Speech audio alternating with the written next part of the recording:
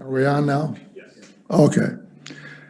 I'd like to call the meeting to order for the Board of Light and Power, Grand Haven, Thursday, November 12th. Want to welcome everybody who is on Zoom, and we will have our public comment period later in the meeting. I'd like to begin with a call to order, which we just had, and the roll call by Renee. Okay, Director Crum? Here. Director Kieft? Director Nasser? Here. Director Witherell? Here. Chairperson Smant? Here.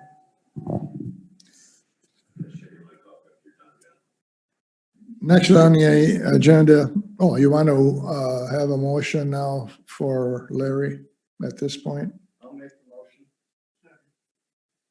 Second. Okay. For medical purposes. All in favor, say aye.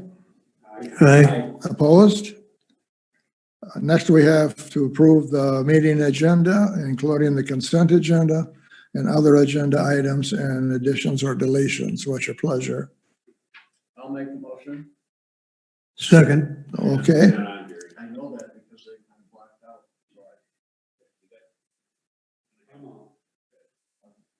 Must be pretty on. I will make the motion.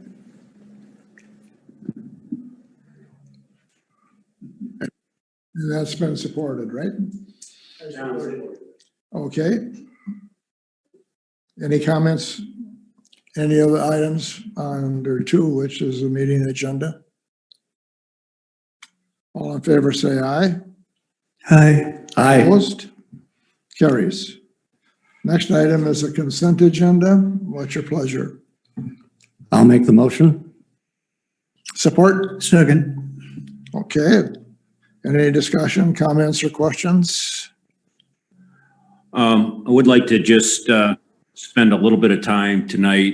I think it was a goal when we established the budget to kind of review a bit more frequently the status of the comparison to budget so that we are aware of, effects of on the economy, COVID-19 and other things. So we are going to spend a little bit more time. We do have some time today to talk about our financial picture a bit more. So I'd like to start that discussion with under the consent agenda on this month's monthly report. And it follows up nicely with the presentation from the auditors last meeting, because your monthly report this month is the first monthly report that shows the audit adjustments from the June 30 closing. All right. So just on the balance sheet, first of all, very healthy balance sheet, but it's important if you could pull it up in your packet. I won't put it up online here, but if you could just pull up the financial picture, starting with the balance sheet, you can see first top line, pretty substantial increase year over year of almost $8.9 million in cash. The interesting thing, though, is if you go down and look at your liabilities, you also borrowed $8 million. So if you look down into your current liabilities, bond anticipation note, $8 million. So yes, we added $8.9 million of cash, but we borrowed $8 million of cash. So I mean, that shouldn't be reflective of a substantial, cash gain over the year. For the most part, we spent what we gained, and we borrowed the money as well. So borrowed the additional money. So anyway, the other big ticket item on the asset side is a capital asset. You can see obviously year over year from last year, you can see a reduction in both the property, plant, and equipment plus the accumulated depreciation of almost $103 million. So in essence, what happened is the power plant was fully depreciated on June 30, and we took both the asset and the accumulated depreciation out. So you're seeing the net increase in capital improvements or capital assets as we added onto them. $2 million of that was our, and you can see a lot of it's in work in construction work in progress, almost $8.9 million there. So a lot of new capital assets coming in. We're involved in transition, and some of that will be capitalized at some point in time here in the next year or so. You will see a change from next month to this, from this month to next month. Is included in the construction work in progress is some demolition expenses. The auditors really wanted us to include that as not a capital improvement, but an expense. So you'll see those costs be broken out and put down as a liability and on the balance sheet. So anyway, just pointing out here as well, later on in the discussion tonight, you'll see the net pension, a discussion on net pension liabilities. Again, if you look at the balance sheet here, you'll see a pretty large increase in that net pension liabilities. The auditors talked about that last month.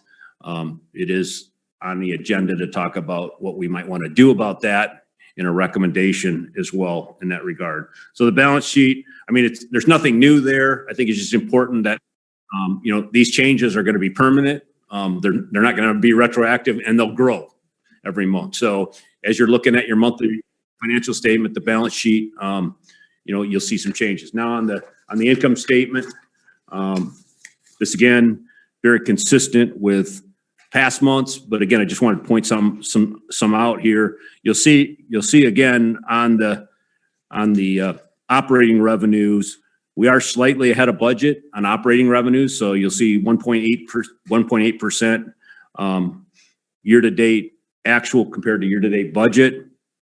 But that 1.8% increase is not spread over all rate classes. So if you look above, you see a pretty substantial increase in residential sales. We're pretty much on budget with commercial sales, but a pretty substantial reduction in industrial sales. All right. So you're in that almost 13% reduction is some of it is proportional to the loss of load. But what you're also seeing is when industrial load goes down, typically their peak load doesn't change a whole lot. So they pay the same amount for capacity, but then they buy less energy. So their average rate goes up. So what we're actually seeing is, in essence, it looks like a rate increase because we're selling higher cost power under a constant rate structure. We haven't changed our rates, but the higher cost sales are what we're seeing more of. The residential sales are higher cost than industrial sales. And then, you're seeing those industrial sales, the actual cost of the industrial sales is up a little bit because those industrial customers are using the same amount of capacity, but they're using less energy. Does that make sense? So again, as comparison to last year, we budgeted a very status quo budget. So you see that the year over year is almost identical to the year over budget. All right. It's because our budget was very consistent with last year's. All right. On the expense side, comparison to budget, we're about 11.5% below budget on expenses. And you can see that our power purchases are almost on budget, slightly below. But the big ticket item there is distribution operations. And what distribution operations is that's a lot of those people that came over from the production side, as well as our technical services department, have been put into that category. And the reason why it's so far below budget, the primary reason why it's so far below budget, is a lot of the time that they would otherwise expense is being capitalized as part of the AMI installation and some of the other projects that Eric and his team are working on. So in lieu of those expenses are still there, we're just putting them into a capital project account rather than expensing their time on the budget. So that is probably going to continue throughout the year. We budgeted all their time as an expense. And then when they actually incur their time, they're putting down the time where they actually use it. And to the extent that they're on a particular project that's being capitalized or being expensed outside of the budget, for instance, AMI, then that cost will be capitalized and depreciated and not expensed in that particular year. All right. So that was something that we maybe should have anticipated a bit more when we made the budget, but those expenses aren't gone. They're just being capitalized rather than expensed in 1 year. So that's why that one item is a bit out of whack. You also see when you're 4 months into the year, you're seeing timing issues. Like we just issued our tree trimming contract for the year. So $150,000 tree trimming. It's going to happen in the next month or two, and then all that expense is going to be gone. So the first 4 months of the year, you're seeing that you're not tracking online with that budget. Then all of a sudden you go to 100% budget, and then you're going to be, above budget for the rest of the year in that particular line item. So we have a lot of that occurring throughout our budget, which we always do, but it's a bit more pronounced again when you're not doing that at the power plant, right? Because the power plant was the major cost center that we've had historically. Now we've distributed those cost centers primarily into distribution accounts. So it's changing. So when you look year over year, you're seeing a pretty substantially different income statement because these costs are changing all over. All right. So I think it's important. When we budgeted last year, we changed these budgets. We did have quite a long conversation today with our cost of service. We're doing a cost of service study to set rates for next year.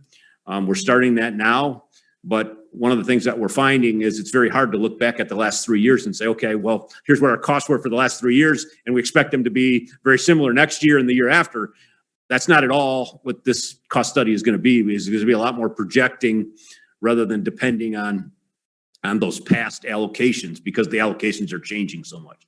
So just again, want to spend a little bit of time there. I think it does, we'll talk a little bit more about the unfunded liabilities when we get to that item on the agenda. But with that, I just ask if there's any questions. I would encourage you to keep a regular eye on your monthly financial statements, because I think you're going to see these financial statements are not going to be consistent with kind of past years' practice. I think they should be pretty consistent with budget, but I think to understand all of the changes that we're making as a utility, you really need to stay current on the changes as it affects your income statement. Okay. Any comments or questions on what he just reviewed? Any comments or questions on the motion? All in favor, say aye. Aye. Opposed? Motion carries. Okay, the next items are public comment. No, I'm sorry. Consent agenda, public comment. Yep. I think we have a letter that we want to enter into the public record.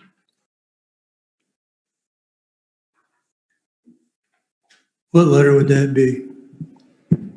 What letter would that be? Director Keefe asked, I think it was put on our desk just before the meeting started. no, This is the shape. Larry asked that to be read. Director Keefe asked to have the shape letter read into the record tonight, which was written to Mayor Bob Monetza and Jack Smant. Dear Mayor Monetza, City Council, and GHBLP board members, Shape Corporation.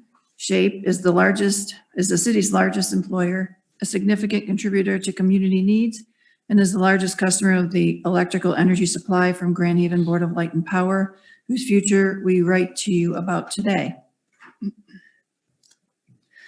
Over the last few years, Shape has carefully monitored the communication, releases, and decisions concerning the planned shutdown of the Sims Coal Power Plant.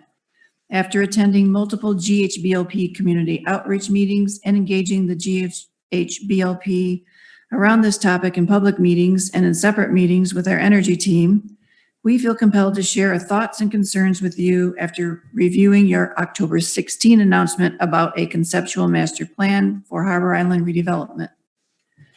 Stable and reliable energy supply is critical for the 24/7 manufacturing operations Shape conducts at its several industrial plants in Grand Haven, which employ about 1,600 people. Electric power is our single largest production-related spend after raw materials and affects our customer prices. Additionally, as a competitor in the global automotive, Shape faces constant pressure to increase the overall efficiency of our production. In order to maintain sustainable business growth in Grand Haven, Shape is seeking strategic partnerships and open dialogue with business partners, suppliers, and community stakeholders like the GHBLP. Over the past decade, Shape has been concerned with the high cost of electricity supply from GHBLP. GHBLP has significantly higher electricity rates compared to Shape's other U.S. manufacturing sites located across 3 states and 4 utilities. In addition, GHBLP abandoned a rate aggregation contract with Shape in 2016 and increased our rates without notice. Discussions about using consumers' energy at some of our facilities currently serviced by GHBLP were met with comments regarding resisting approval at the Michigan Public Utility Commission. We have been a good customer. We have consistently sought fair treatment from GHBLP, and we have evidence it is not competitive. With the retirement of the Sims Coal Power Plant, it is Shape's position that the GHBLP has an exciting opportunity to reduce operational cost and streamline operations. It is the opinion of Shape that foregoing the construction of any generation or capacity assets offers the lowest risk and best long-term value option for GHBLP and its ratepayers. GHBLP has made public statements that buying energy off the grid is the most cost-effective option, that local capacity is not needed as a backup or source of income to sell to the grid, and that it has diversified its energy sourcing already with the addition of rights to sustainable energy sources such as wind and solar.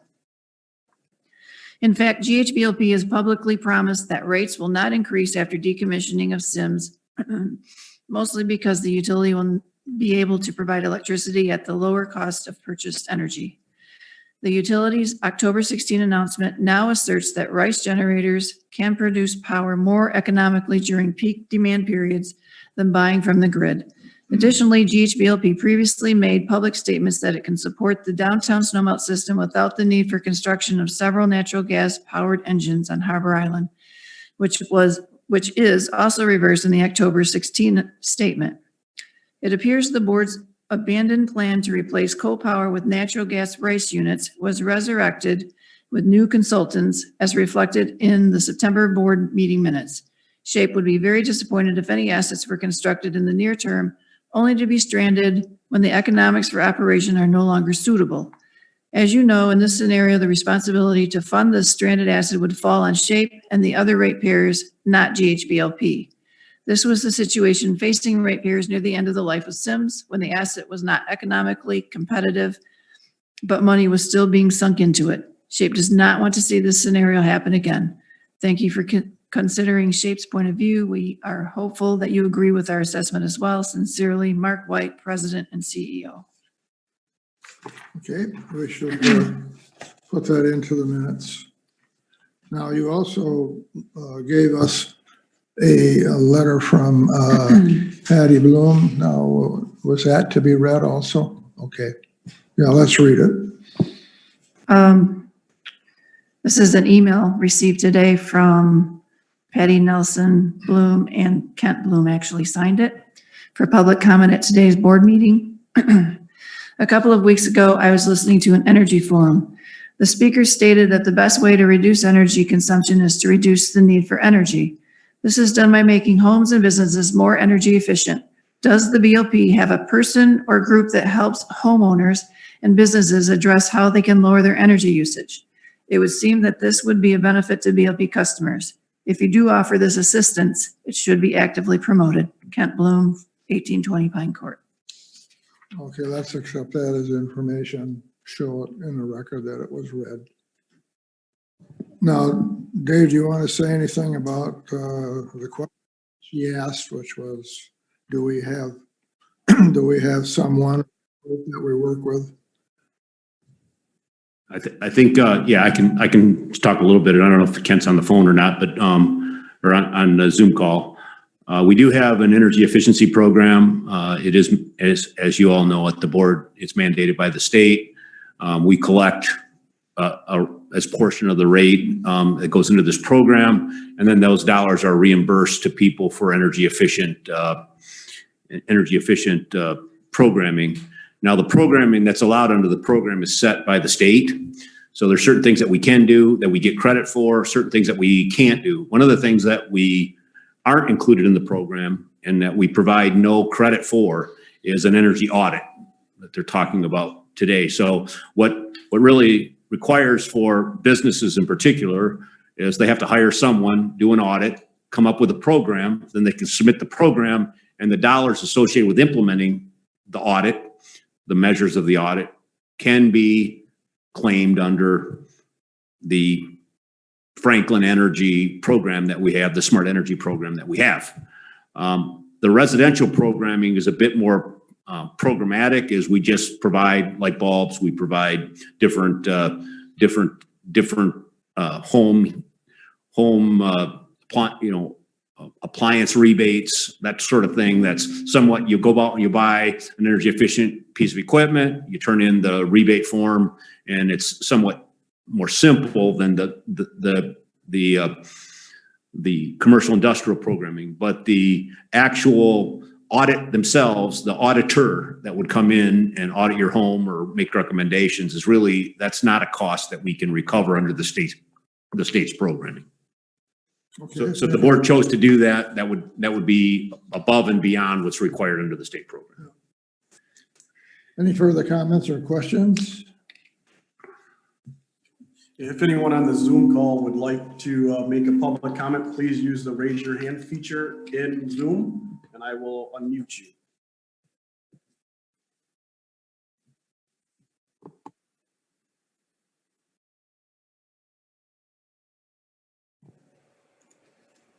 Andrea, go ahead, unmute yourself.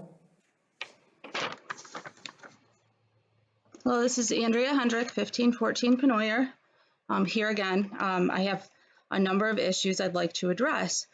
First off, it is absolutely unacceptable that you would approve over $500,000 worth of consulting services 2 days after one of the biggest elections in our country's history, when you know that everybody's eyes were on that election. Additionally, you put no information about those consulting services in your very brief agenda on the issues. You put no total. And it's just absolutely unbelievable that you continue to move in this direction. It also was incredibly offensive that the statement was made that this is a very small group of people that are concerned. It also is unacceptable that one of our elected officials would attack another elected official for speaking for his constituency and for attempting to be transparent. I think that the culture of this board absolutely needs to change, and you're not going to be able to, as I mentioned before, be able to do this behind closed doors. Those statements were rude, and it is unbelievable that you sit in that room, 5 men elected by the public, the people of Grand Haven, and make massive decisions without public engagement. At this point, I think it's kind to assume that you're delusional. That would be a better assumption than to assume what I really think is happening, that you're actively trying to suppress the concerns of the community and the people regarding these decisions. You continuously state that the BLP is the owner and operator of Harbor Island. You continuously state that you are the ones that get to make all of these decisions. But then when it comes to pulling in your consultants regarding environmental concerns, now all of a sudden we want to inundate everybody and put everybody to sleep with big words, statements like the groundwater constituency concentrations do not exceed the surface water critical, that takes into account the acute effects. Let's not use words that are not able to be understood. Let's be honest about what these are. These are contaminants, they're poison, they're carcinogens, and they're cancer causing. And when you make statements that that they are not exceeding and that Eagle and the EPA are okay with those things on public record, and then we end up having a conversation with Eagle and the EPA, and we find out that your percentages are above the groundwater surface standards, and that Eagle does not agree with the groundwater monitoring network, and it is not clear if it meets the federal requirement. It is completely unacceptable for you to continue to say things that are untrue, and then fudge your public comment and fudge your meeting minutes to represent something that's completely untrue. The people of Grand Haven are listening to you. They know what you are saying. And then for you to say, Mr. Walters, where are they?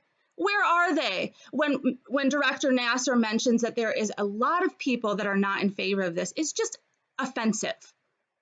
There was over 250 people that signed that petition. And instead of listening to him trying to speak for his constituents, you try to call the order. That's unacceptable. And your names, again, as I've mentioned before, will go down in history. You need to stop. You need to listen to the people of this city. You do not get to make the final decision on what happens on that island. Please, again, listen to your constituency before it is no longer your constituency. Thank you.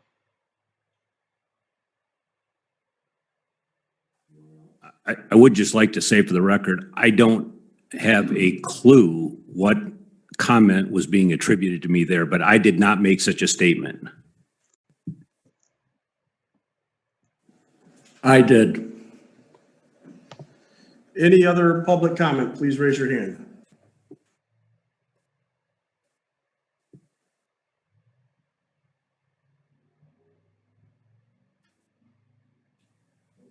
Hearing none, we'll move on to number 5.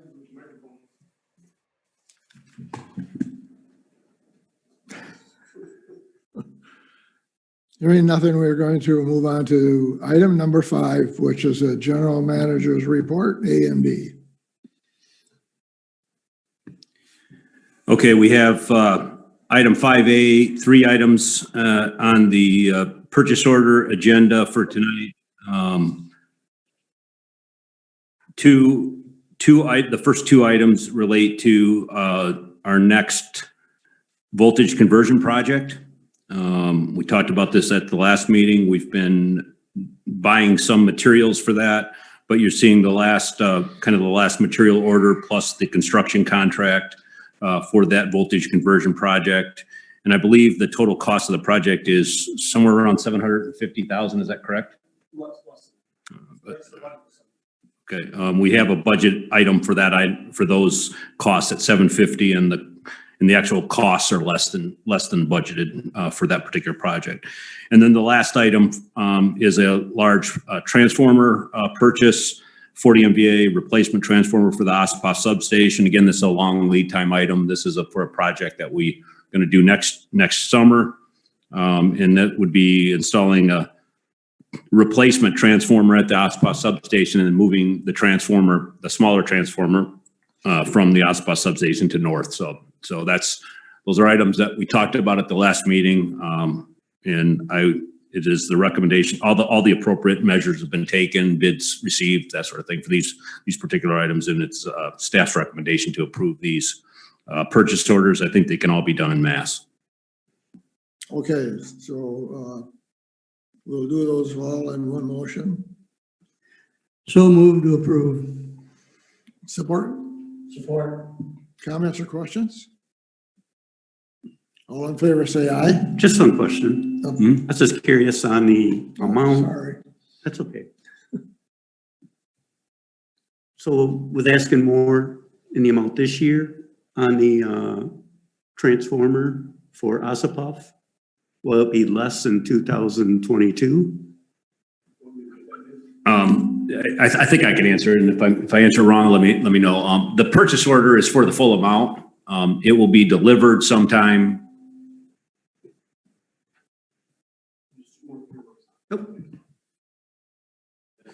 So the purchase order is, like Dave said, for the full amount, the $900,000. We will pay for that over time. So you pay for it in installments. It's, I think, 30 some weeks out. So we will not pay for the full amount in this budget year, but we'll spread it over two. So if you're looking at our capital improvement plan, we have money in 2 years. And so really, we are on track for budget for the overall project spread over the 2 years. But this is the biggest ticket item, and as it comes, we'll have to pay the 20% at X mark, and then the next mark, you make another payment, as it comes along. We'll make the final payment once it's on site and been inspected. Anything further? Okay, thank you. It was 200,000 more than what was budgeted, so.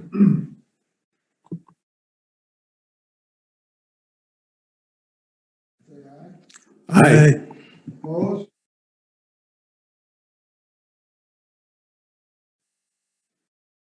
Motion carries. We'll go to item B.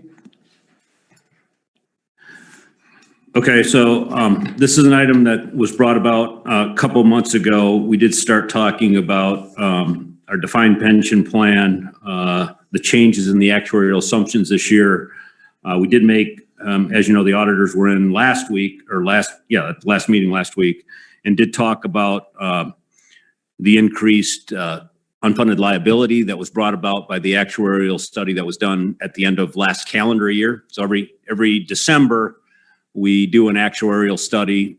They look at what was put into the plan, what was taken out of the plan, interest earnings, that sort of thing. They make necessary adjustments for life expectancies, those types of things. They did make some pretty significant changes in their actuarial assumptions in the last report. We typically get that report May-ish timeframe from December 31. Then we incorporate those changes into our budget year if we can for projections into the next year. Plus, we make those year-end adjustments that we made this year to reflect that last actuarial assumption. So any kind of changes that we do for this during the year, what we really want to do is do those before December 31st so that they will be then implemented into that actuarial assumption, and we'll get a report for the end of the next year so that those contributions or increase, lump sum type contributions are included. Because if we do it after the first of the year, then again, we'll have to wait for the next actuarial report, and those numbers probably won't be implemented into our year-end adjustments for the fiscal year. So what we talked about last couple weeks ago was some of these changes. The auditors came in and talked to them. I think what we also talked about is, do we want to look at separating out our liability from the city's reports? So what I wanted to do is remind you, if you look at, and I'll just put it up here on the screen just so everybody can look at it here. This was the auditor's report that came through last meeting. If you look at this report, you'll see all of our financial data, is presented. The balance sheets the basic financial statements are presented. And then there's a whole series of notes, all right? And the notes, if you go down, look to this, they'll have, for the most part, the notes are all given for our finances, all right? But however, when you start looking at the financial notes regarding our pension program, which starts on page 16. So if I go down here to 16, you can see that this entire presentation for the next 4 or 5 pages all relates to the entire city program. All right. So what we did a few years ago, if you remember, is we separated out. Our union group was always in a separate group, but our general workers were in a combined group with the city. So when we looked at this actuarial report, we couldn't see our information separate from others, so that So as we made changes to our portions of the report, it's very hard to see because it's buried into the city program. Separating out those costs into a separate bucket, a group, helped a lot. So now, at least when you pull out the actuarial report, you can see the individual BLP status. The problem is when you look at this financial report, you'll see, because we're still in the same plan, I'll just take this instance. You'll see a particular, let's look at page 17 here. So if you look at page 17, what you'll see, this is a chart on net pension liabilities, and you'll see the total net position or net liability in the plan is 31.9 million. All right. The difficulty with that is the very next line says the board's share of the city's total pension liability is $7.5 million. And that $7.5 million is what's reflected on your balance sheet. All right. So what we have here is a whole presentation on the city's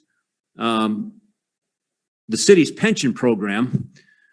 But what we're really wanting to do in our financial statements is we want to show the rating agencies and others what our position is in that total.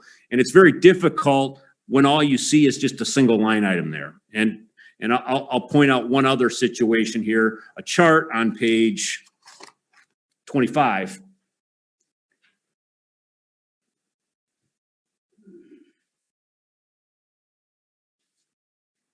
Again, this is supplemental information, required supplemental information, and of course we're required to provide to the rating agencies particularly when we issue bonds. The rating agencies want to see what our position is, the BLP's position in their financial in the defined benefit plan. Well, this chart shows that position. The difficulty is all of the specific cost information is for the entire plan. And then you'll see a line down right after employer net pension liability. You'll see again a line that says this is the BLP's portion, but then it goes on back. The very next line is a percentage based on the entire plan. All right. So it's very, very difficult because we are embedded into this plan to see our portion of it and quite frankly report it financially to others. All right. And that's really my major concern here, is that as we issue debt again next year, we are going to have to supply this supplemental information. And although it's drawable from the overall plan, it's very difficult to see because it's embedded into that general plan.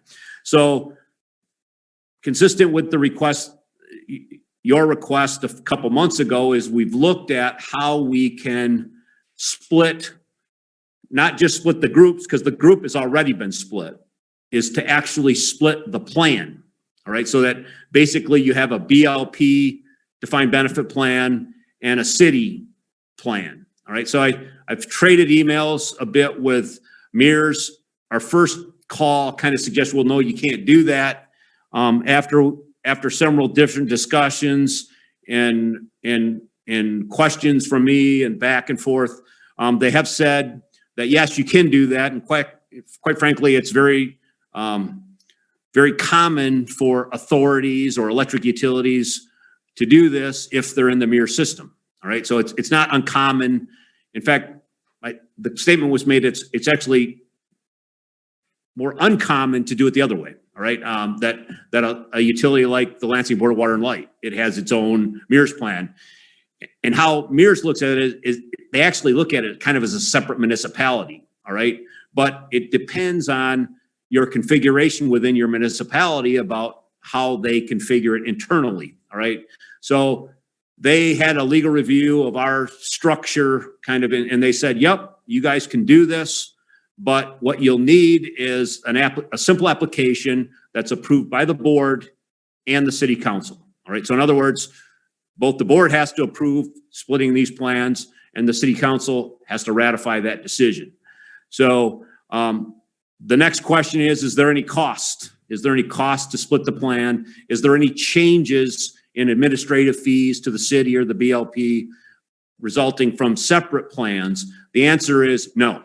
If you remember, we split the group a few years ago, there was changes, and that's when the changes occurs. When you split the group, once you split the group, the administrative costs of the plan and such are included to that particular group. So we've already done that. So quite frankly, we've already done the kind of cost considerations. So there is no cost considerations. There's no administrative fees associated with establishing the separate plan. It's an application. It's actually, they sent me the application. It's a rather simple application, but it is going to have to be approved by both the BLP and the city.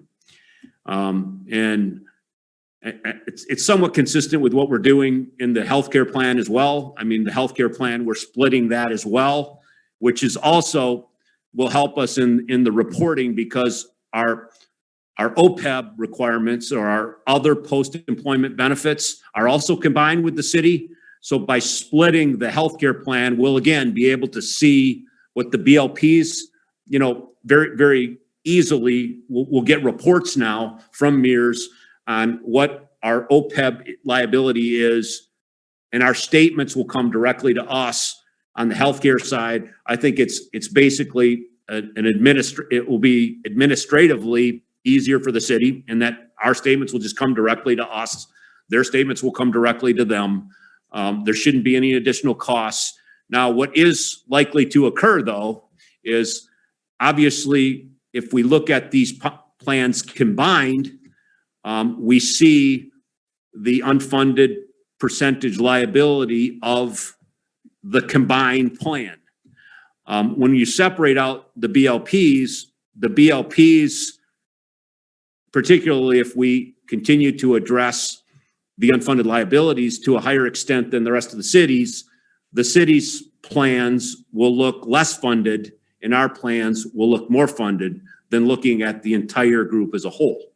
All right. So, but that's reality. All right. That's not something that's, that actually is something that we should know, right? And we should know whether the BLP's plans are funded, particularly when we're going to the rating agencies. They're going to want to see if we're reporting that we're 73% funded, but we're actually in this general city plan, but we're actually at 80 or 90% funded. Then that's something that we want to show. All right. The alternative is also true when the city is looking at their plans.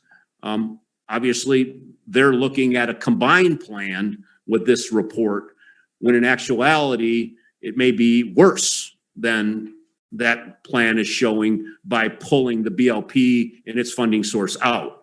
So I think, that is this discussion that we have to have. I guess the first question it would be is do we want to move forward with formally splitting these plans? And particularly if we want to be even more aggressive in attacking our unfunded liabilities, which is the next question for the board.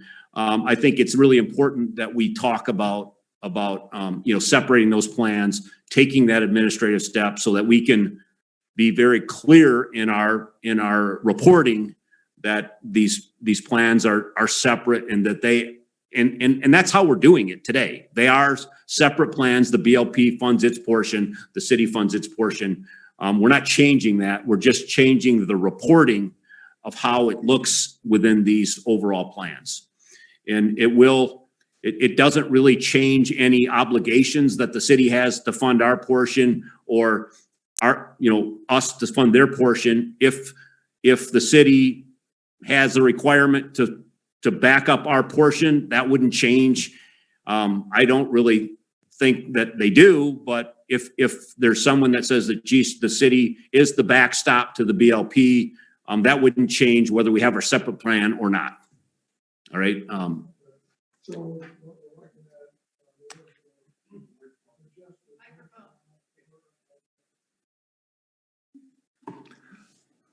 better not say anything. We're looking for a motion to have the discussion, and the motion is mentioned in the information on our agenda. What's your pleasure?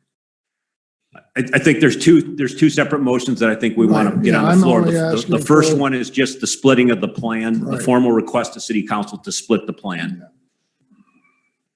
I'll make the motion. Is that supported?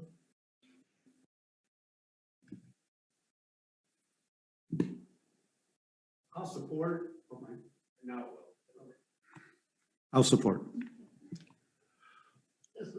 Okay, you've heard the discussion from Dave. Floor is open for any discussion from the council members, board of directors. Well, have we discussed this with the city? I did have a discussion with the administrative staff at City Hall. That this was something that I brought up several months ago when we discussed it as a board. And I said we'd be getting additional information on it and that the board could be coming for a recommendation. In our call yesterday, I said we would be discussing it tonight. And it's very possible that the board could act. This request then would come to the city council. And I think, you know, the treasurer and the city manager wanted to talk directly to Mears and ask their questions directly of Mears. And I think, you know, within the next few weeks, they would have that opportunity to do that. And if we, you know, and I would imagine that the board would be more than happy to delay the request whenever that request comes to allow city staff to do their analysis as well. And then we would bring the request to the council.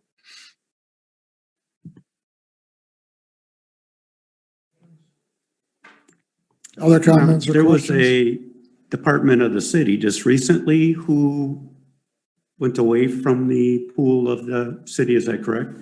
My understanding that Harbor Transit also went away both in the health insurance and I believe in the defined benefit plan as well. It's again, they're an independent kind of authority of more than just the city.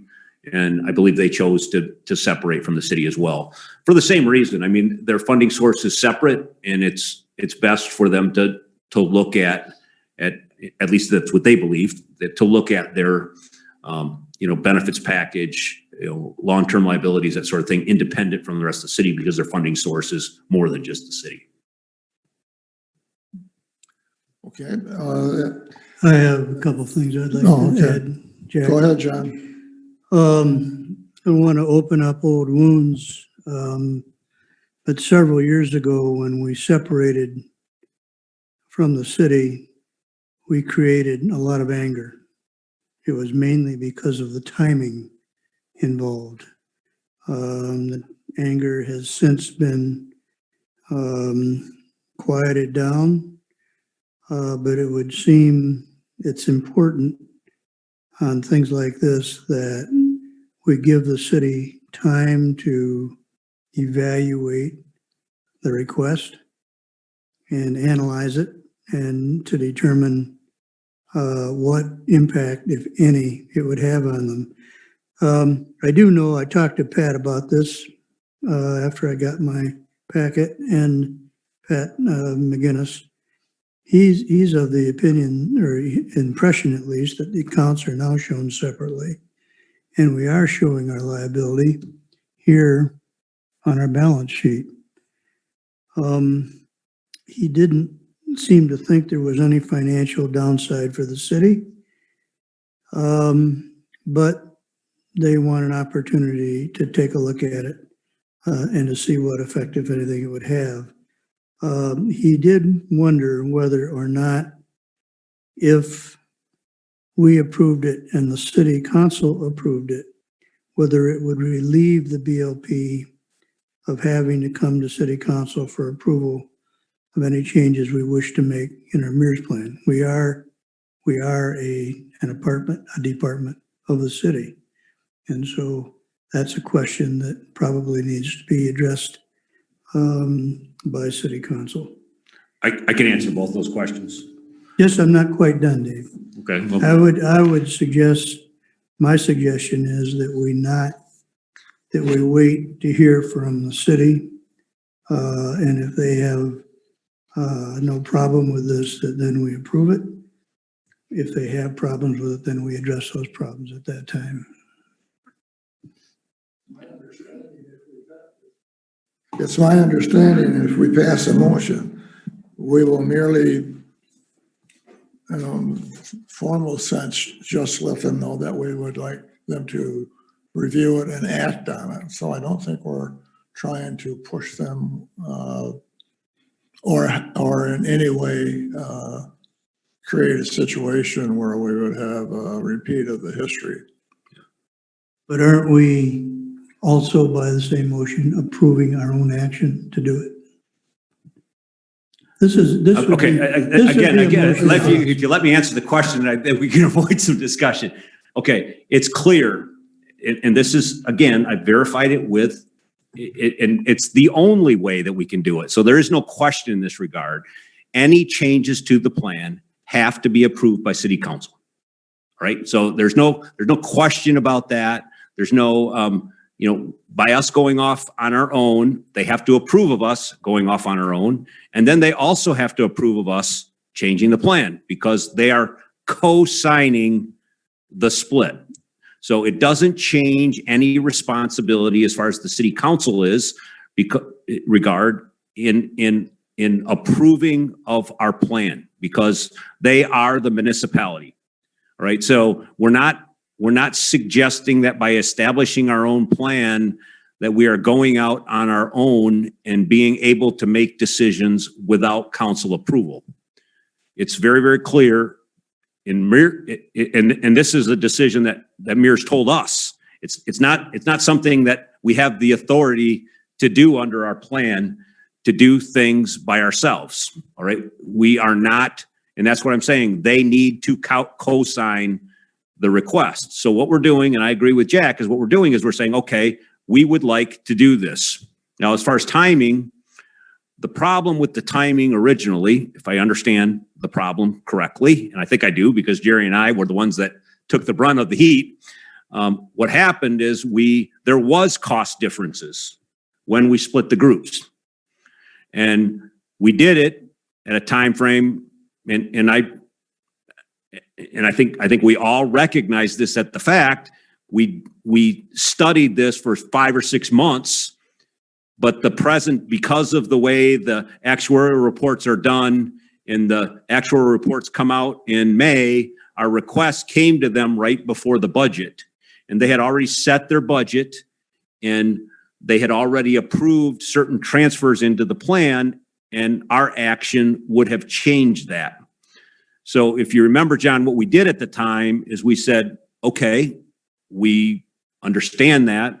And one of the reasons why we got it approved, and I think everybody was satisfied with the solution at the time, is we agreed as the board to pay for the first year's differences so that they would have no impact on their budget in the first year. Jack, it's not my intent to get into a long discussion of what happened. No, I'm not. I'm just saying it. that particular item is not really something, again, I think we need to ask them, we need to get them to approve of it, but there is no cost ramifications on the city or the BLP in making this change. So whenever we make it, it's not going to change their budgets. It's not going to change. Now, I agree that they should have the opportunity to verify that, but by waiting or doing whatever else, it is our assumption is that we are not changing any costing of the plan. So the request to them is simply to say, we would like to do this. We see no reason why it would make any difference to anyone in the city. If there are some reasons that we have not considered, please tell us. And then we can change the request or whatever else. But at this point in time, Mears has said, this is how you do it. They've actually submitted the application, and the application is one that has to be signed by both the city and the council.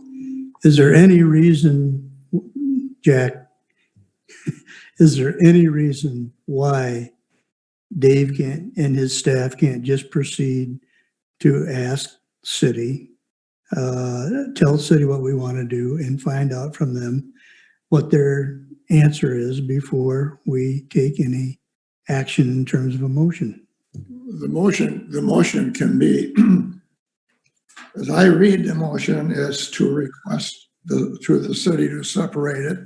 But in my mind, that means we're going to begin a discussion. It doesn't mean that we're mandating it or that we're putting it on a short leash. This gets the process going so that the city, if I were the city, I would want to have some assurance from the Board of Light and Power that in fact we agree with this before I would go into the chance of making an agreement and have the BLP not agree. This just gets the process started. in So, my mind. Mr. Chairman, then what I think you're saying is once the city's looked at it and any problems have been ironed out, it would come back to this board for approval? Right. Is that your understanding, Dave? I'll do it however you want, but I think. That'd be good. And you can, it's your motion, so you can do whatever you want, but our suggestion is for you to request it. They're either gonna approve the request, deny the request, or condition the request. And then it comes back, Basically what then I it comes said. back to us and says, okay, do you want to still go forward or not? If they approve of it, then I guess I would suggest that we go forward. If they don't approve it, then obviously we have to have a further discussion. If they approve it with conditions, then we can come back and say, okay, they approved it with conditions. Does the BLP still want to move forward under those conditions? So I think that's how I I think anticipate. you and I are on the same page, it's just how we've explained it.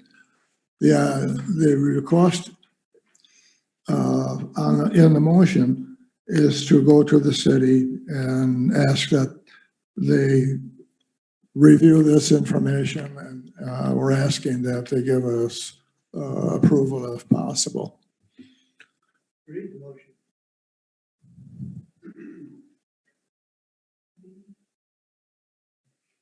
Okay, further comments? I'm going to read the motion that I have and we can correct it. Motion to provide formal requests to split plan from the board to the city council. Right, Yes? right. The second half of what's on the page is gonna be our next discussion. How's it written? Request the city council to separate the city BLP MERS defined benefit pension plan. Yeah, So Jack, really there isn't a plan to bring it back to us if they say it's okay, correct? yeah.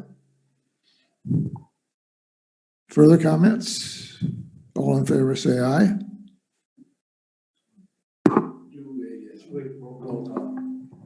Okay, we have a roll call vote. All right, Director Crum,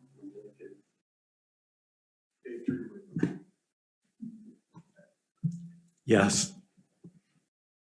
Director Nasser, Yes, I guess. Director Witherell, Yes. Chairperson Smant, Yes. Motion carries. You can carry it forward. And now you have the second half of the item on the agenda. Okay, so this is, I would probably wait with this motion, and I think my thought process is this. If we do approve of the splitting of the plan, I think it does make some sense to further address our unfunded liabilities, because they're going up. Our goal is to get these fully paid off in 10 years. It will, if we continue to leave this liability as it is in our balance sheet and we go for a financial review of some sort with the rating agencies and stuff, all they're going to do is look at this and say, okay, here's how much cash you have. Here's your liability down here. They're going to subtract it off. Whether we do anything or not, that's what they're going to look at, this unfunded liability as a call above probably the bond holders, a call on that cash. All right. So I think from my perspective, it is appropriate to transfer some of that cash down there if to that and place it against that liability to a level that would put us on the pace that we had set out to do 3 years ago. All right. And what that, and if you look at this, again, I'll put it up here. You can see, again, that line item, and let me see if I can, what this one line item here that reports unfunded liabilities that we currently have 7.52 million. If you can see that line right above the hand there, and I know it's 2019.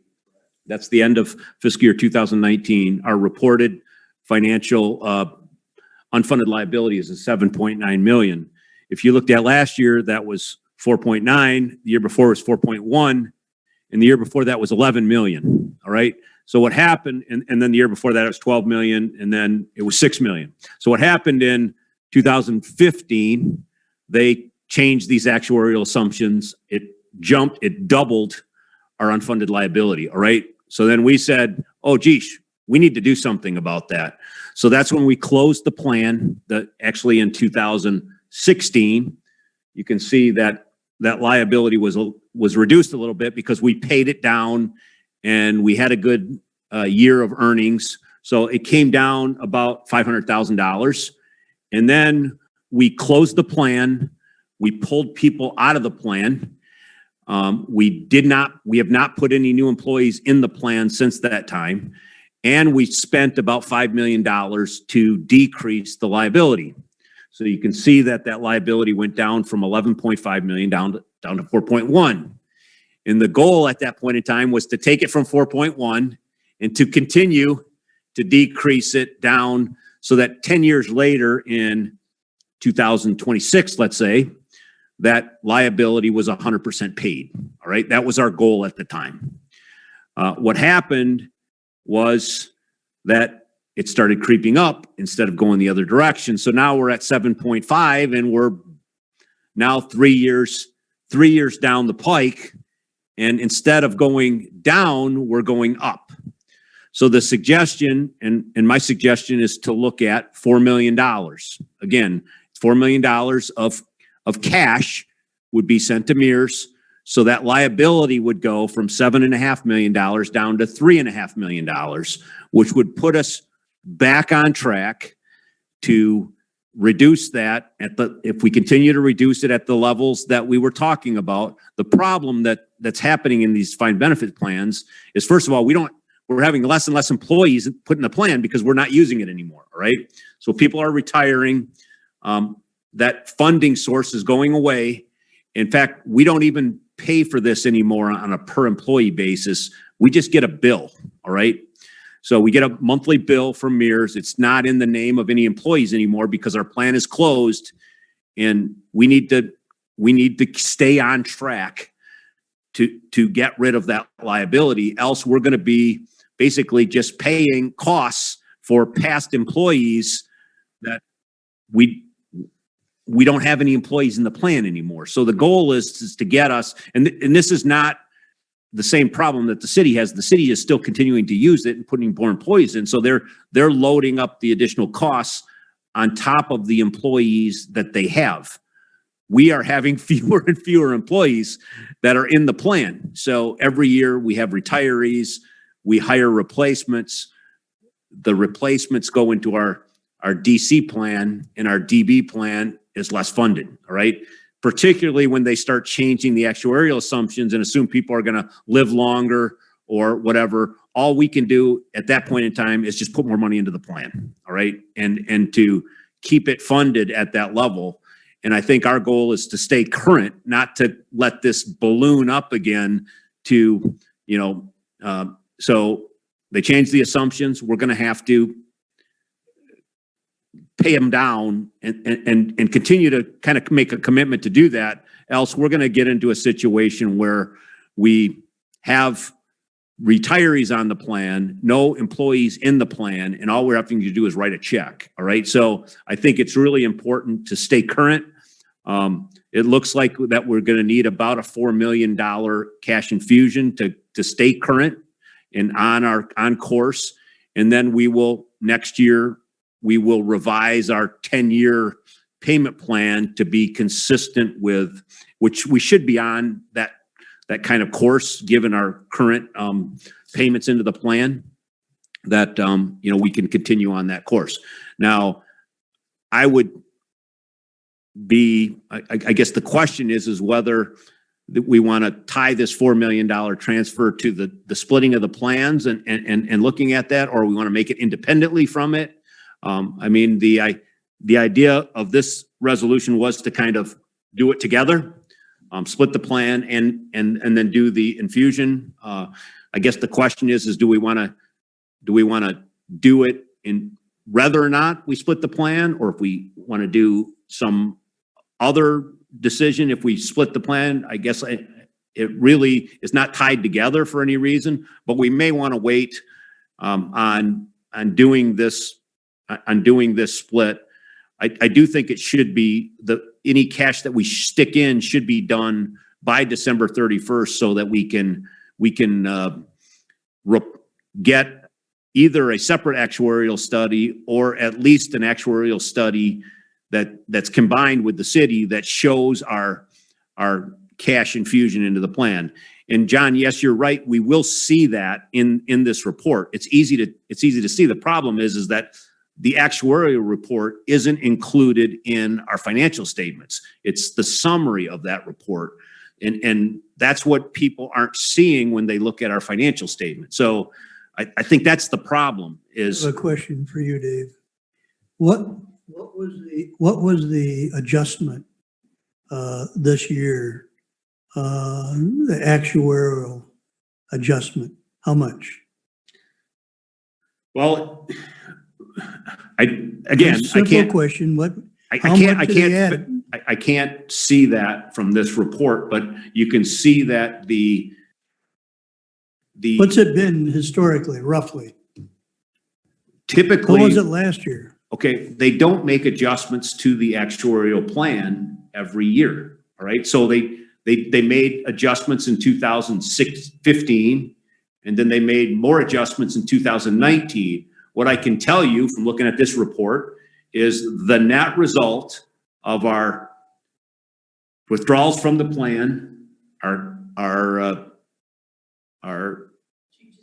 changes in assumptions, and investment earnings for the year, because we're getting investment earnings every year. The net result of all three of those withdrawals, additions, and changes in assumptions was a $2.5 million or $2.55 million increase in our net unfunded liability.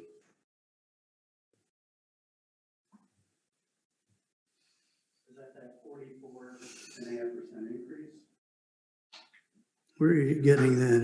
I don't know that. I don't know that number. I'm just looking right up at that sheet, right above my little hand there. You'll see 7.5 million. That's the unfunded liability on your balance sheet. And if you look at last year, that number was again, look at your monthly statement. 4.941. So right.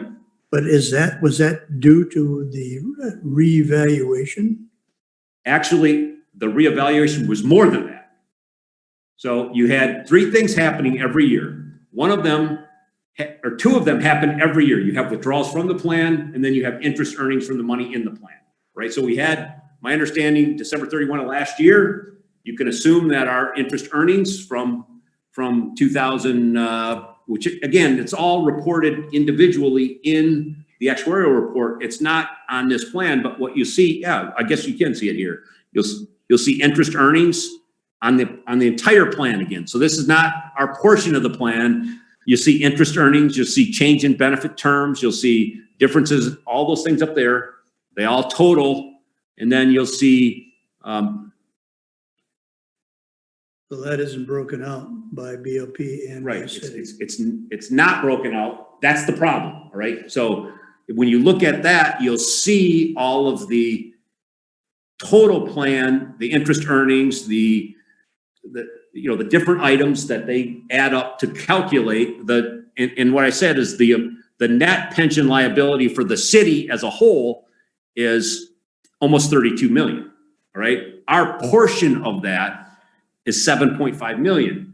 Without looking at the actuarial study, you cannot see how all of those other things broke down. And quite frankly, even within the actuarial report, you don't see the detail by group that you see by plan, all right? So that's the reason why we want to split it entirely so that we can see a report like this specifically for the BLP, all right? And that, and to my knowledge, that's the only way we're going to get it, all right, is to formally split the plan.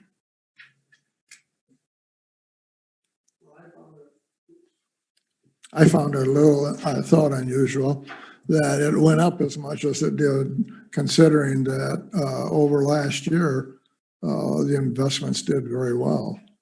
But it's more than just our income on investments. Yeah, the primary change in the assumptions was a reduction in the assumed interest earnings over the life of the plan. All right. So what they've been doing every year is they actuarially assume a certain interest rate, right? So in years where the interest rate is actually higher than what they assume, those actuarial calculations are going out 25 years, all right? So they're not, or more. So the 1 year change in the interest earnings doesn't impact the net unfunded position near as much as the change in assumption for the next 25 years. So what happened in both 2015 and 2019 is they revised the interest earning projections for the amount of cash that you have invested there. All right. So, and quite frankly, when you get to 100% funding, the interest earnings are what pays the costs. All right. So if you assume that, and it can be a very minor change. So if you're assuming, and these aren't the right numbers, but let's say they were assuming that you were going to get a 7.5% interest earnings for the next, 25 years. And over the last 10 years, you only received a 7.2% interest earnings. Every year for the last 10 years, you underperformed, and then assuming that you're going to stay at that 7.2% for the next 10 years, you are underperforming in every year for the following 10, all right? So what was happening is they were overestimating, based on their last 10 years of actual performance, the interest earnings. So they made one adjustment in 2015 to adjust it downward closer to, but they didn't go down far enough to meet their past 10 year performance. All right. They only went like halfway there. Well, if you remember, the last 10 years performance in the stock market has been pretty good. All right. They didn't go down low enough to meet that performance. And then as we continued for the next 5 years, our performance continued to underperform the assumptions in the actuarial assumptions. So that what they had to do then is they adjust it down even further. And those are the primary mechanisms. And they also adjust life expectancy. They also adjust potential wage, they assume different wage increases. There's all kinds of assumptions that they do to make the inflows match the outflows. All right. And that's what an actuarial report is doing, is it's saying, okay, here's all the assumed outflows. Here's all the assumed inflows. How are we doing compared to what our assumptions were? And quite frankly, over the last 10 years, our assumptions that they had in there for the outflows have exceeded the assumptions for the inflows. All right, the actuals for the inflows. So they've needed to make adjustments. And that's what's happening. Yeah, let's get back to the issue, which is the transfer of the cash if we do it, when we do it. And so I think it would be my recommendation to table this. I guess I'd like to have your input on what your goals are in that, but I think we can wait I mean, I know I'm dropping, it's $4 million expenses. I know it's a big item, but quite frankly, we have that liability whether we do anything about it or not. This is not, basically when we were handed this actuarial assumption, our cash position changed by $2.5 million, whether we liked it or not, whether we actually address it or not.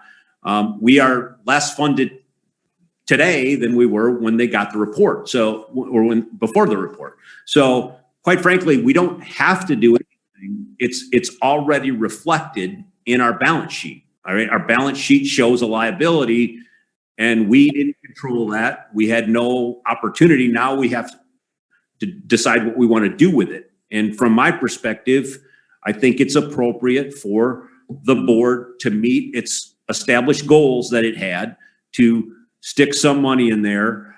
My recommendation would be about $4 million. I think it should be put in before December 31st, but I don't think it hurts to wait until we get, a report from council back and say, okay, but I think in December, we're gonna have 2 meetings in December. The second meeting would probably be the one where we would ask, the board, that should give the council time to consider our request. And quite frankly, regardless of whatever they do, I think we should still address the unfunded liability. It's just a matter of whether or not we're going to be able to actually see without really digging into the report, what the impacts of that $4 million is next year. Recommendation is to table it to the December meeting. What's your pleasure? I'll make the motion. Support? Well, I don't think we don't have a need a motion motion? on the table, so, we don't have to do anything, because I don't think there was a motion made, was there? Okay, so I don't think we have to table, we just don't take up the motion. Well, the initial motion that we made way at the beginning of this discussion, later we cut it in half and took care of the first half.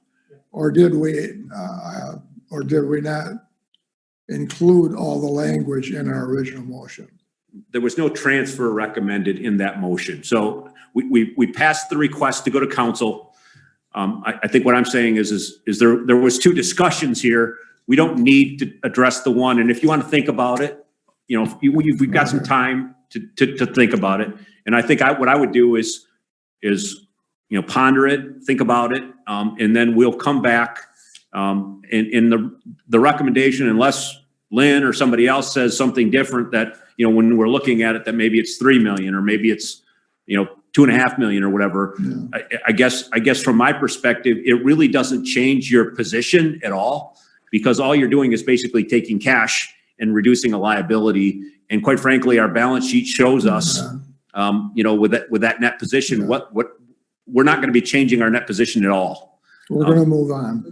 Item 6A, approve calendar year 2021. Before we move on, I would like to, I know we thought it was going to be a short agenda. It's going to be a short agenda. I would like you to consider, and again, I think it's, when we talk about unfunded liabilities, the other item that they've added to our balance sheet, all right, that when we were looking at a quote project on Harbor Island, and this was part of our discussion that we had, is part of the costs associated with the redevelopment of Harbor Island is addressing what I would consider an unfunded liability.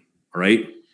So let me explain what I'm talking about. There is what's supposed to happen and what didn't happen is when you have a power plant like Sims, what's supposed to happen is over the life of the plant, the board is supposed to set aside money from the ratepayers that paid for the plant, so that when the plant gets to the point where it's being demolished and being cleaned up, that the money is in the bank. All right.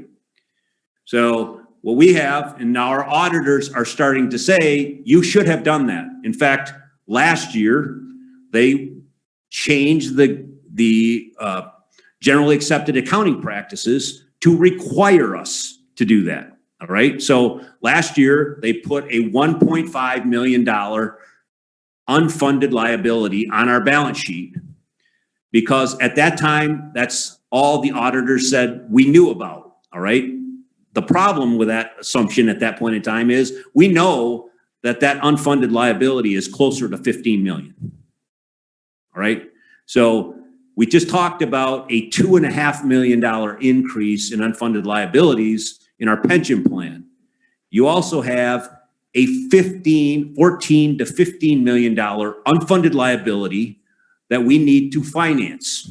All right. So when we proposed the project on Harbor Island, we assumed that we did not have the money. In other words, we did not have, because we didn't set it aside.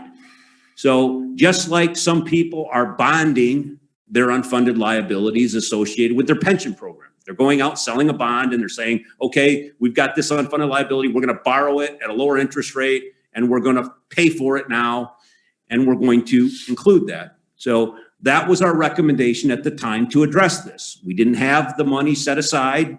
We didn't put the money aside for that $15 million. So we're going to include it in the redevelopment costs. And that would be part of that $45 million or so debt service that we're talking about right now, is to fund those unfunded liabilities. All right. Now, the problem with that is our bond counsel at the time pointed to some concerns for exactly that reason. All right. You are bonding amounts that should have been paid for between 30 and in last year. Those costs should have been collected in your rates, but you didn't. Just like in the pension program, when you underpaid into your costs at some point in time in the future, now you have this unfunded liability.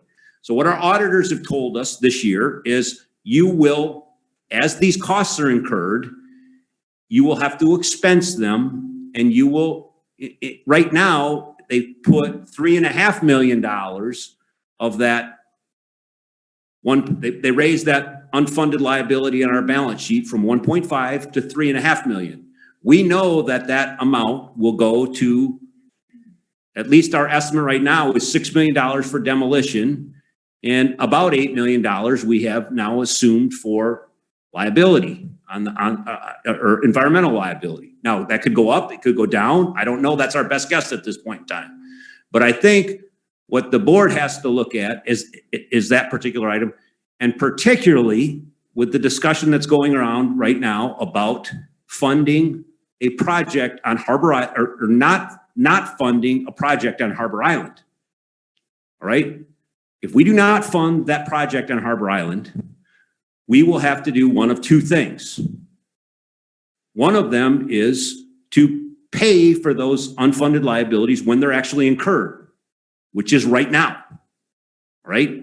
So what we're doing right now is we are borrowing those monies, and that's why you see $8 million on our balance sheet for those unfunded liabilities, paying them out. All right. Now, the question is next year, whether we incorporate those dollars into a project, which is what the plan is right now. The project listed for our bond proceeds from the project include those costs. The problem is that our bond counsel has said, if you remove the project, you are going to have to go back, rewrite the project definition to include only those unfunded liabilities, and you are likely going to be in a different type of bond than a project bond, right? Because it's similar to a bond that you would issue to spread out an unfunded liability over the next 10 years for your defined benefit plan, all right? And he has significant concerns if the unfunded, basically the bond is used for only those portions of the project that the relationship between those basically payment of those unfunded liabilities and the rest of the project gets out of whack. If it gets out of a whack, then you're going to need to re-talk to and rethink your funding. Now, that doesn't mean we can't sell debt for it. It just means that we won't sell debt under that particular bond that we are proposing doing next year, all right? So I think everybody needs to look at this stuff in the right way, all right? And there's a lot of discussion going around about what happens with this or what happens with that. It doesn't mean that we can't go for, I mean, if we're going forward with the project and we're assuming the project in the levels that we're talking about, there is no problem. There's no problem with continuing to move forward in the way that we're doing. But if we don't go forward with the project in the fashion that we're talking about, then we need to start having a discussion, and we start having a discussion relatively quickly about what we're going to do with those bond anticipation notes that are going to come due next July. And so we probably need to start talking, if there's any likelihood of that happening, which, you know, as your manager, I'm a bit worried about telling everybody that this is how we're going to fund the project. And then there's this whole other discussion out there from people that say, well, we're not going to do that. All right. So if we're not going to do that, then we better start talking now about a way to finance those unfunded liabilities that will definitely occur. And we cannot do it the way I suggested we do it. All right. So somebody else better come up with a different way. I better start investigating it a different way. It doesn't mean that it can't be done. It just means that it's not going to be done in the way that we had proposed. All right. So I think that's part of the discussion that we need to have. It's only part of the discussion if we don't go forward with the project as it's being proposed. Does that make sense? That will be on some upcoming meeting, right? Yes. Okay, next item is approve the calendar year 2021. Move to approve. Support. Comments? One question, Jack. Go ahead. The meeting in April, why is it moved to the third Thursday? Renee? We have always, I mean, as long as I've been here, we've always met the last Thursday of the month to allow Jack the opportunity to come back and be there for that meeting. Okay, it's to get you back here, Jack, Yeah. right? Okay. All in favor of the motion, say aye. Aye. Aye. Opposed? Carries. Next item. Okay. Again, we talked about this at the last meeting. I just want to give you the dates, and I can put this down as a, you know, an addition to the meeting schedule, but just two things that have been approved and that are on our schedule. Hometown Connections Business Assessment. There isn't a meeting that needs to be scheduled during this time frame, but the hometown, Tim Blodgett and what's her name now? Charisse, her name escapes me right now. It doesn't really matter. Will be here December 2 and 3. All right. So there is no requirement for the board to do anything during that, but they may, and in fact, I know they would like to talk to several board members about your governance practices, what your assessment is of the practices that we do. That's a discussion for them to have directly with you. I'm assuming that we will have, you know, they will come in and they'll say, well, geez, can I talk to the board chair? Or can I talk to the board vice chair or 3 other members or whatever else they want to do? And we would put them in contact with you sometime and hopefully try to have a phone call or an in-person meeting during that period of time so that they can complete their assessment, because governance is one of the things that they assess. So, and again, that's not me, that's you guys. So I'm assuming that they'll want to talk to you at some point in time. So if you could just let me know your availability during that period of time so that if they do ask, I would hope that they would talk with each of you But if somebody is not available during those 2 dates, obviously, maybe they could contact you either before or after those period of time. But I just want to get those 2 dates on your calendar. And if there is a problem or a preference of time or whatever that you want to have during those particular timeframes, I assume that you would want to talk to them. If you don't, then that's fine too. I can't control your schedule, but I'm 99.9% sure that they're going to want to talk to all of you as part of their assessment. Okay. The other thing then is what will happen is that assessment will be completed. It's probably going to be a report that comes out in early January. And what we did last time is it's called a business assessment this time. Last time it was called an organizational checkup, but they go through and they look at all the different aspects of our operations, and they gave us a nice report. Todd, you might not remember it, but it's about an 80-page report with all kinds of recommendations on all different things that we do. That report will come out probably in early January. We will likely want to distribute that report at the time. And part of our initial meeting to kick off our strategic plan will be to look at, and what we'll have the benefit of is a 5-year-old organizational checkup, a strategic plan that worked on these items for 5 years, and then a business assessment that says how well you did against what we told you needed to do 5 years ago, what your strategic plan said, and then it will give us a nice starting point to talk about the next 5 years and what we still need to work on and what we don't need to work on. So that's kind of the process. That the January meeting is scheduled for the 21st.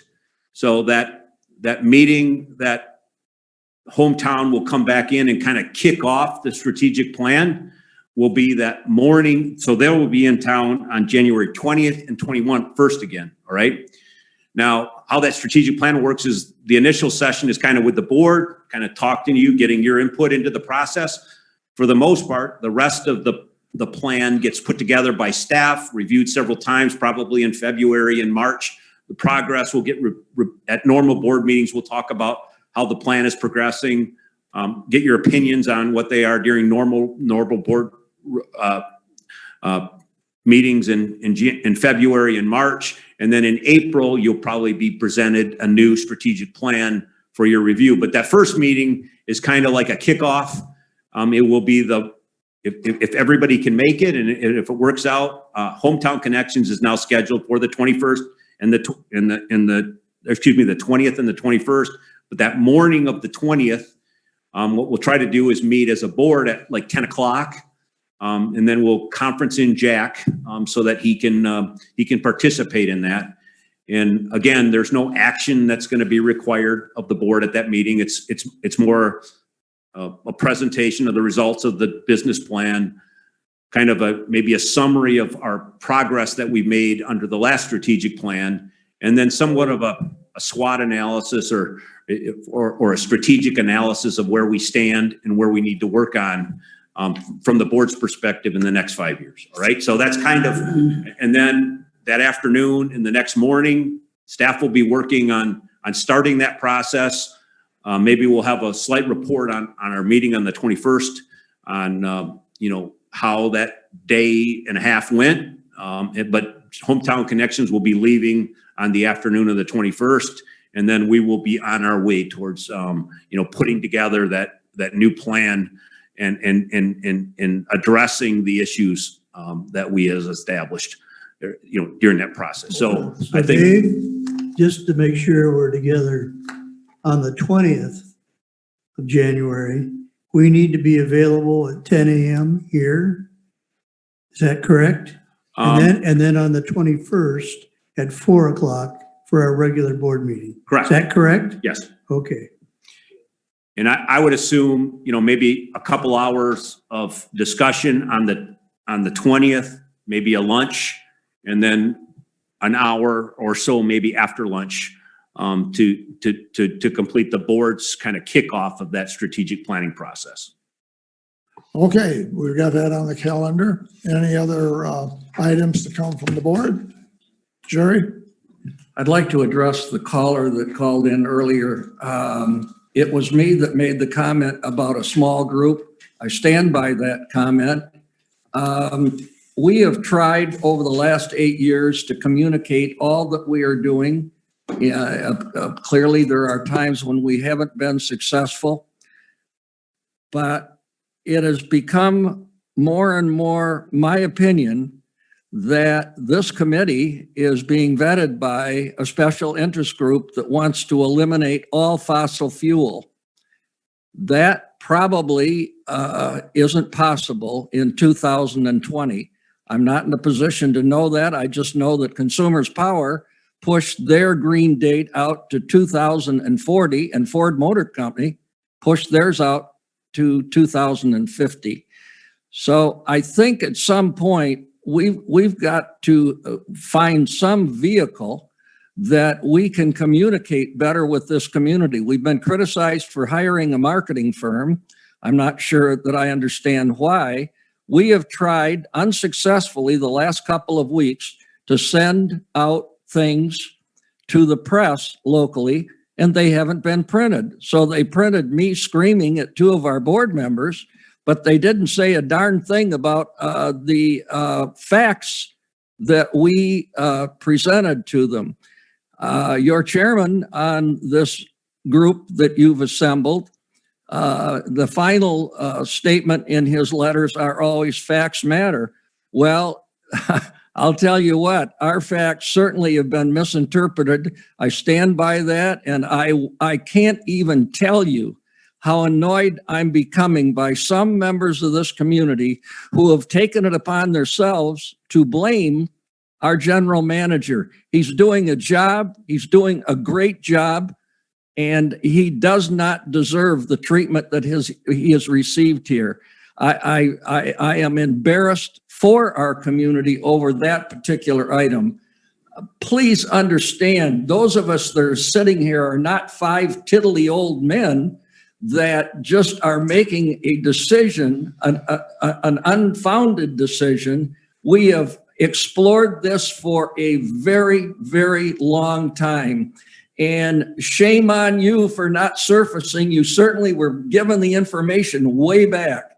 And we have to swallow this nonsense that's coming out of your committee when you probably are being vetted by a special interest group. If you want to be mad at somebody, don't be mad at our general manager. Be mad at me, because frankly, I am embarrassed for the things that are coming out. Thank you. Okay, anything further? Motion to adjourn is in order. Motion to adjourn is in order. Motion to adjourn. Support? Need a second to adjourn. I'll second. All in favor, say aye. Aye. Opposed? Okay, we are finished.